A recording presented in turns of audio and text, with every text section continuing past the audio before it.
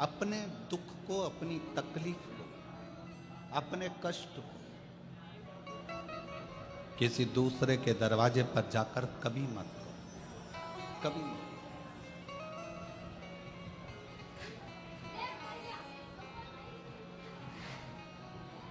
अपने दुख को, अपनी तकलीफ को शिव जी के मंदिर में जब एक लोटा जल चढ़ाने के लिए जाओ, जब शिवालय में एक लोटा जल लेकर जाओ, जल चढ़ाते समय पंचाक्षर षडाक्षर मंत्र का जाप, श्री शिवाय नमस्तुभ्यम का जाप करो।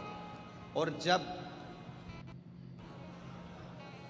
शिवलिंग जलाधारी ये चरण जहाँ से पानी बहकर नीचे गिरता है, वहाँ अपने हाथ को लगाकर अपने दुख को, अपनी तकलीफ को शंकर के उस अशोक सुंदरी गणेश कार्तिकेय के स्थान का स्पर्श करते हुए बाबा से जरूर कहो कि जैसे ये तुम्हारी बेटी है उसी तरह मैं तुम्हारी बेटी हूँ, जैसे तुम्हारे ये बेटे हैं वैसे मैं तुम्हारा बेटा हूँ। इनके दुख को आपने मिटाया था, मुझे भी अपनी बेटी मानकर मेरे दुख को मिटा दीजिए, मेरे दुख को समाप्त। किसी से मत कहो पर शिव से कहो, शंकर से।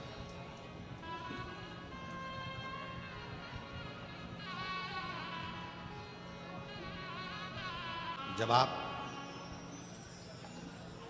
चरण पकड़कर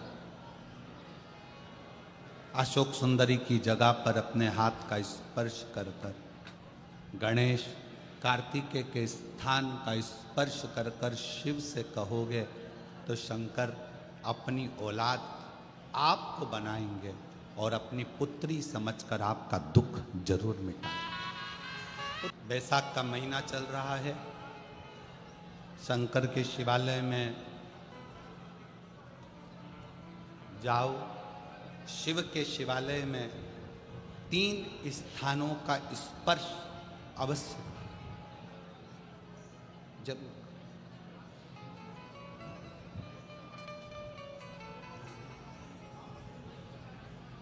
किसी मंदिर में शंकर जी के शिवलिंग को छूने नहीं देते, जैसे दक्षिण साइड में, साउथ में, तो अपने ही घर में जो शिवलिंग है उसके 3 स्थानों का स्पर्श अवश्य समझिए।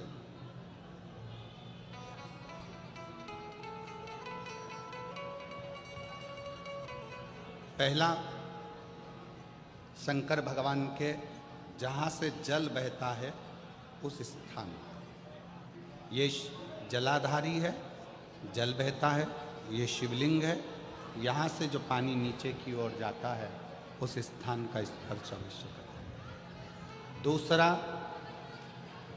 शिवलिंग का जो गोल भाग है उस गोल भाग में कहीं पर भी अपनी हथेली का स्पर्श अवश्य करें। तीसरा, शंकर भगवान के शिवलिंग का जो ऊपर का भाग है वहाँ अपने अस्त्र का स्पर्श अवश्य करें।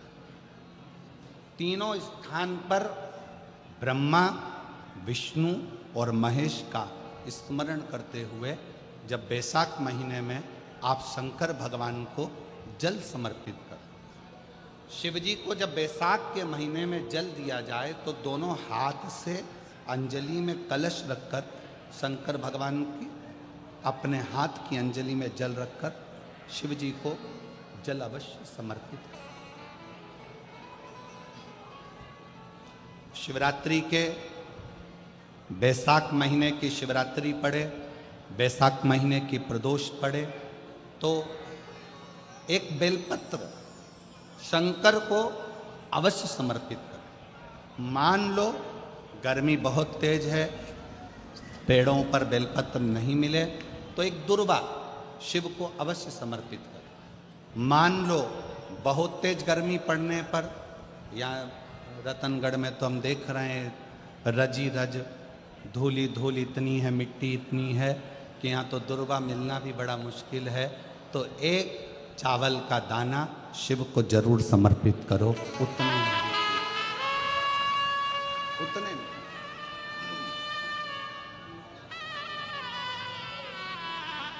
और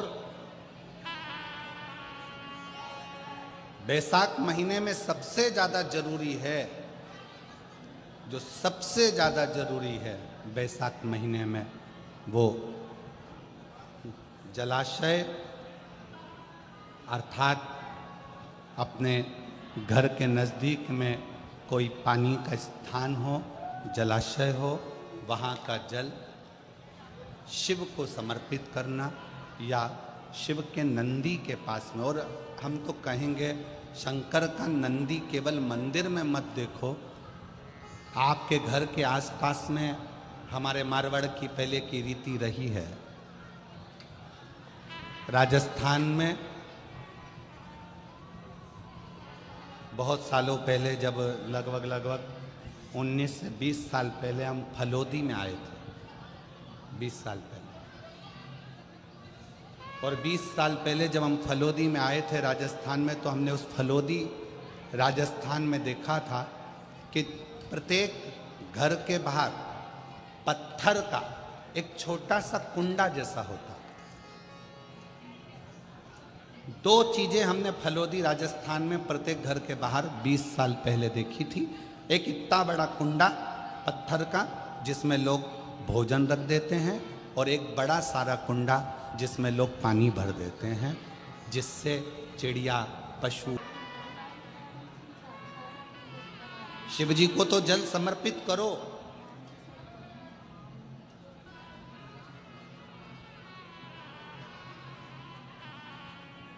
साथ में कोई जीव का भी अगर कल्याण हो जाए आपके एक लोटा जल से, तो उसको भी जल, उसको भी।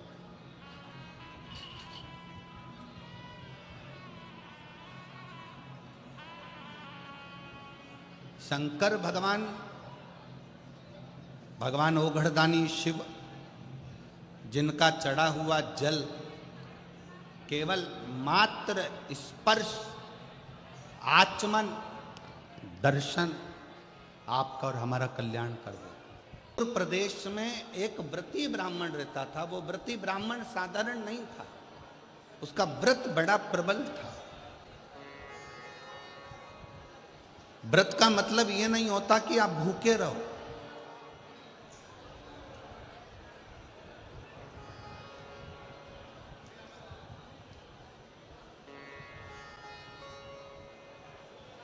भाई श्री हनुमान प्रसाद जी पोद्धर जी ने अपनी वाणी में कल्याण के शिव अंक में, अगर बन सके तो आप पढ़िएगा, कल्याण के शिव अंक में भाई श्री ने एक लाइन लिखी है। भाई श्री ने अपनी वाणी में लिखा कि भगवान को पाने के लिए अगर तुम अपने दिल से एक बार अगर मुख से कह दोगे कि हे प्रभु मैं तुम्हारा हूं और तुम मेरे हो, बस ये बात अगर दिल से कह दी तो परमात्मा भी तुम्हारा हो जाता है और तुम परमात्मा के हो जाते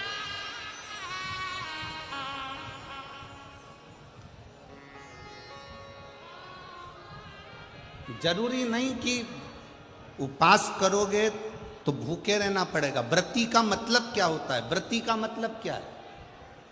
एक सिंहपुर प्रदेश में एक व्रती ब्राह्मण रहता था। व्रती ब्राह्मण का मतलब यह है कि वो कुछ खाए पीने से या उपास रखने से, साबूदाना खाने से, मोरधन खाने से, चिप्स खाने से, वेपर्स खाने से, पपीता खाने से, सेवफल या केला खाने से व्रत नहीं होता। व्रत का मतलब है कि तुमने एक नियम बना लिया कि मैं रोज अपने घर से एक लोटा जल लेकर शंकर के मंदिर जाऊंगी, या आपने कोई नियम बना लिया कि मैं 15 मिनट शंकर का भजन करूंगी, या नियम बना लिया राम नाम, कृष्ण नाम, शिव नाम जपूंगी, ये तुम्हारा व्रत हो गया। तुम व्रती हो गए। ये व्रत तुमने धारण कर लिया।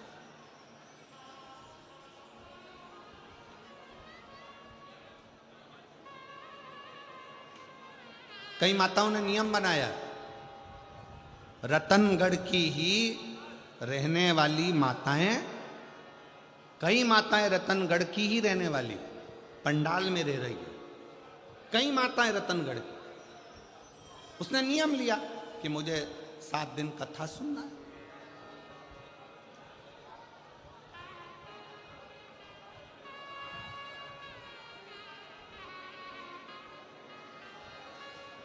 उसका नियम व्रती है। व्रत करने का मतलब यह नहीं है कि तुमने उपवास करा, कुछ खाया पीना छोड़ दिया, कुछ खाना पीना छोड़ दिया तो भगवान तुमसे प्रसन्न हो जाएगा। शिव महापुराण की कथा कहती है, शंकर भगवान की कथा कहती है, यहाँ शिव पुराण कहती है कि आपका एक व्रत, कुछ भी अपनी जिंदगी में एक संकल्प, एक नियम ले लो, शिव पूरा कर देगा। व्रती हो गया। एक ब्राह्मण रहता था, बड़ा व्रती था, महाव्रती।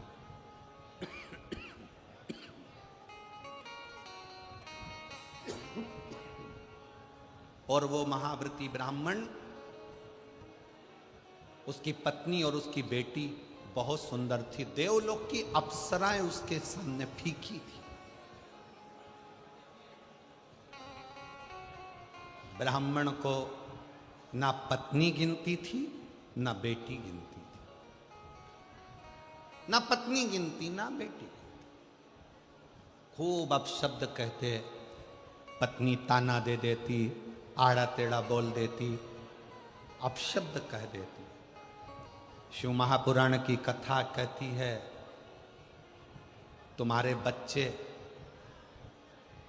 घर में जन्म ले लेना, बच्चों का जन्म आपके घर में हो गया ना, तो पति से निवेदन है, पत्नी को गाली देकर बात ना करे, और पत्नी से निवेदन है, पति को अपशब्द कहकर बात ना करे, नहीं तो आपका बुढ़ापा बिगड़ेगा जरूर। बुढ़ापा जरूर बिगड़ेगा। कारण क्या है? आप अपनी पत्नी का आदर नहीं करोगे तो बुढ़ापे में आपके बच्चे भी आपकी पत्नी का आदर नहीं करेंगे। आप अपने पति का आदर नहीं करोगे तो बुढ़ापे में आपके बच्चे आपके पति का आदर नहीं करेंगे, और तुम दोनों का बुढ़ापा धीरे धीरे धीरे धीरे बेकार हो जाएगा। बेकार। सम्मान करो। अपने बच्चों के सामने कभी मत कहो कि तेरी माँ में अक्ल नहीं है। भले वो पढ़े लिखी नहीं है, भले उसने बीए एमबीए नहीं करा, भले उसने सीए नहीं बनी, भले वो डॉक्टर नहीं, इंजीनियर नहीं, पर अपने बच्चों के सामने ये बात रखो, तेरी माँ के बराबर कोई विद्वान नहीं है, तुझे विद्वान वो बना कर रखेगी, ये निश्चित।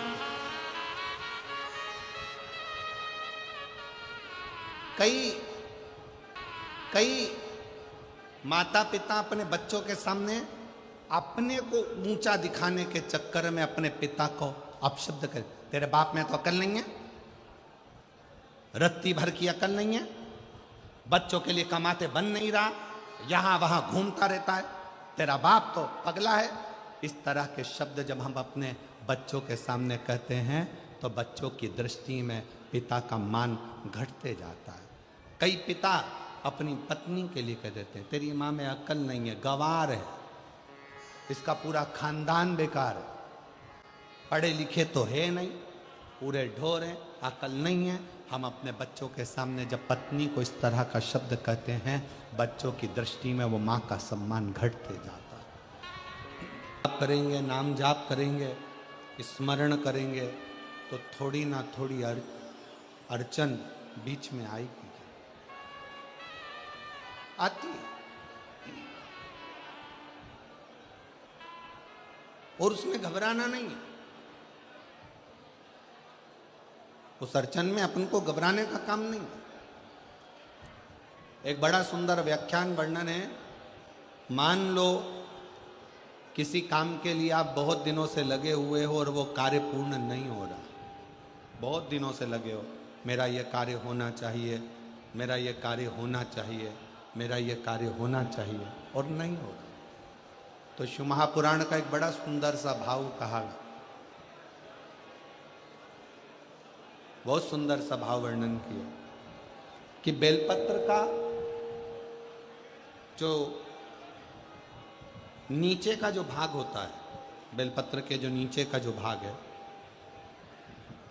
इस नीचे के भाग में थोड़ा सा गाय का घृत, देसी गाय का थोड़ा सा घी, घृत इस नीचे के भाग में लगा लेना चाहिए। ये उनके लिए भी है जो बहुत दिनों से कोई कार्य करना चाह रहे हैं पर हो नहीं रहा, बहुत दिनों से लगे हुए हैं, आज होगा, कल होगा, परसों होगा, कोई फाइल अदालत में अटकी हुई है, कोई प्रशासनिक कार्य अटका हुआ है, कोई कार्य अटक रहा है, उसके लिए बहुत जरूरी। नीचे की जो डंडी है उसमें घृत लगा लो, घी गाय का, और इस दो पत्ती और बीच की पत्ती के बीच का जो डंडी का भाग है, बीच की जो डंडी का भाग है, इसमें लाल चंदन लगा लीजिए, बीच के भाग में लाल चंदन। और किसी भी प्रदोष के दिन प्रातः से लेकर शाम तक के बीच में, प्रदोष काल के मध्य तक के बीच में कभी भी इस बेलपत्र को शंकर भगवान को, ये जो डंडी का मुख है, ये डंडी का मुख जलाधारी की ओर हो और इस बेलपत्र को शिव जी पर समर्पित कर दो। एक लोटा जल जो आप लेकर गए हो उसको 3 बार इसी बेलपत्र को चढ़ाने के बाद जो जल लेकर गए हो वो 3 बार अपनी कामना कर कर इस बेलपत्र पर समर्पित कर दो। इसी बेलपत्र को वापिस लेकर आ जाइए और अपने कोई भी स्थान पर, पूजन वाला आदि कोई भी स्थान हो, वहाँ उसको रखिए। 3 महीना तो जाने दो, अगर बाबा ने चाहा तो 15 दिन भी नहीं लगने देगा और कार्य की सफलता जरूर, कार्य की सफलता जरूर। शिव उपासना पार्वती जी के जीवन में, माता पार्वती जी के जीवन के अंतर्गत कितनी कितनी अड़चनें, कितनी बार अगर मौका मिले तो शिव महापुराण की कथा के पंडाल में बैठकर जब आरती हो, कर्पूर गौरम पूर्ण हो जाए, जब यहाँ से जाओ, उस भूमि को नमन कर कर उसकी रज को अपने गर्भ पर, अपने हृदय से लगाकर विनती कर कर तो देखो, 25 साल क्या, हमने तो अपने व्यासपीठ पर देखा है 40-40 साल बाद भी बाबा ने संतान दी है। तो ये तो 25 वर्ष के बाद औलाद हुई, उससे रिश्ता जोड़े। रिश्ता तेरा मेरा सबसे प्यारा, रिश्ता तेरा